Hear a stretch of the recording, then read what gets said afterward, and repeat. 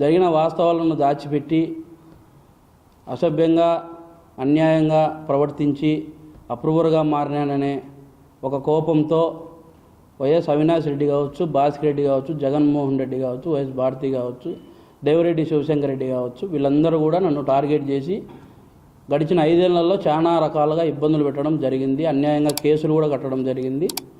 దీని అన్నిటి మీద కూడా ఖచ్చితంగా కోర్టుకైతే వెళ్తా.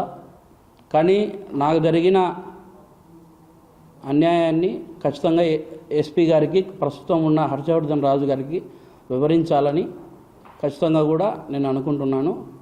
ఎందుకంటే కూటమి ప్రభుత్వం చంద్రబాబు నాయుడు గారికి వైఎస్ వివేకానంద రెడ్డి గారి హత్య కేసు ఛాలెంజ్గా నిలుస్తుందని నేను అనుకుంటా ఉన్నాను. ఎందుకంటే పోయినసారి అసెంబ్లీలో కూడా ఆయన ప్రస్తావించడం జరిగింది, అది నేను కూడా చూసిన. అందుకే నేను కూడా వివేకానంద రెడ్డి గారి హత్య కేసులో నేను కూడా తప్పు చేసి ఉండొచ్చు, ఎటువంటి